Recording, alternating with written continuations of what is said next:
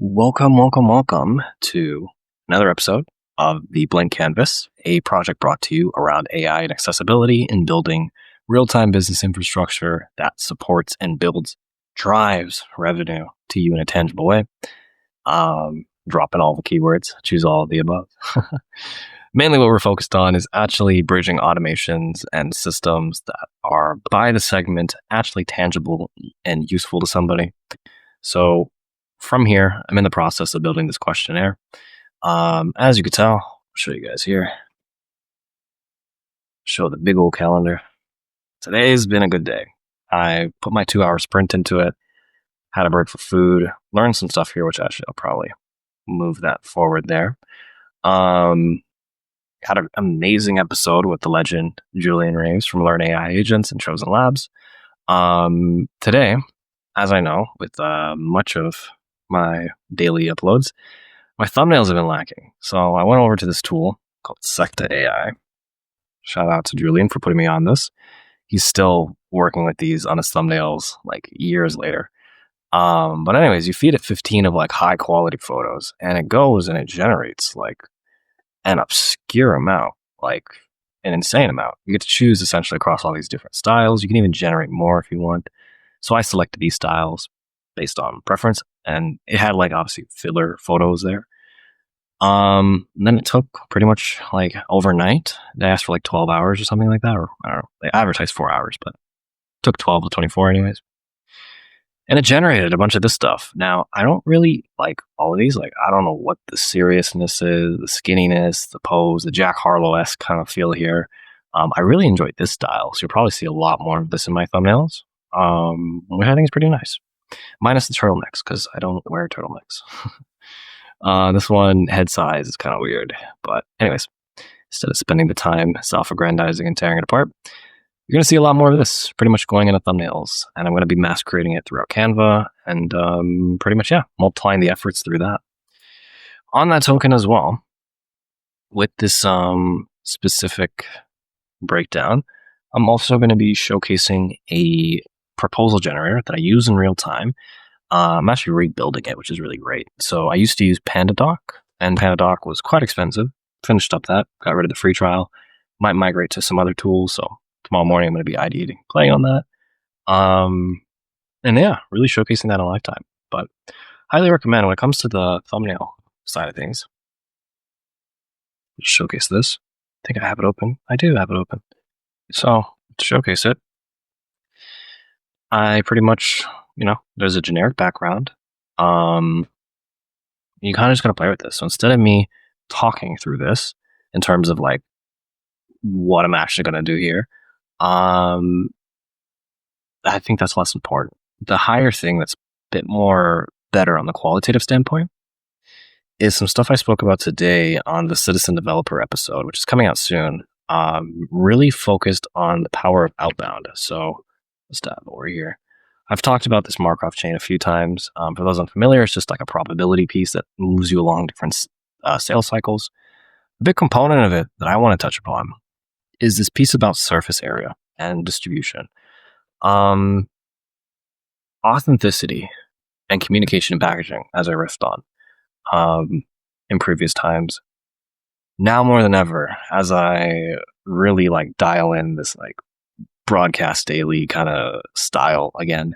I did this a year ago on Instagram, funny enough, but doing it on YouTube has been a bit different because it's a different platform altogether, but also a different, my intentions are a bit different. So last time I was showcasing for a fundraiser. I was running like 100 kilometers over 31 days. Fast forward a year now, totally unrelated, but I did break my tibia and fibula in a city bike incident. Late November, so I have not been running, clearly. However, I have been on the fitness side, revisiting calisthenics, gymnastics, weightlifting. And what that's allowed me to really do therapeutically anyways, is orient myself towards direction. So this little graph here talks about like the frequency of different kind of events or states, things that just happen a lot, essentially. The more volume, the more reps, the more things you do, you'll get better of. There's a certain point when you cross a certain threshold, right? In this case, I just notated it as the one kind of middle point where things start to get a little bit easier and you can do a lot more of it faster. And that kind of return on time, that leverage, that output is what gives you sort of exponential thing. Now, realistically, like it doesn't drop as fast as it goes up. It looks more like this, I would say. So it's kind of more like, actually, that's not even accurate. It's kind of like this, where it goes up and up and up and up and up, and it shoots and then it kind of plateaus. And if you do it right, graph extends. Well, maybe not as steep as that. I didn't mean to cut all that, but it just shoots. That's kind of the idea.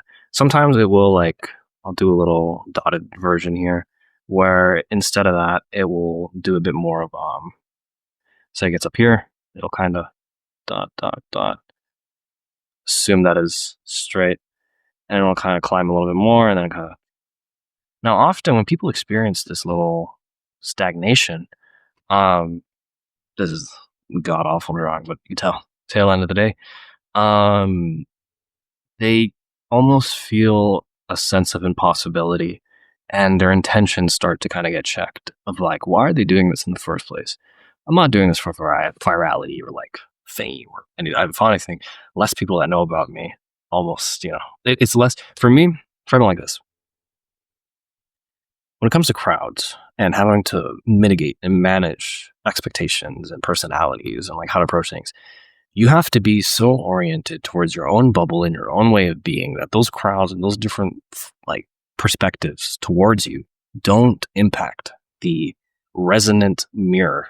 When I talk about an echo chamber, I'm talking about a series of people that when they speak, they're almost echoing back to each other.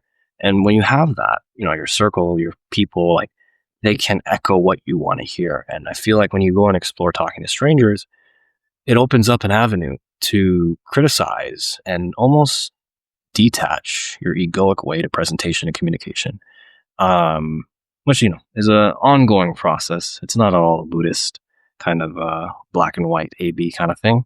So as I'm doing this and getting better at it, you'll see that happening over time. You'll see me taking jabs at that.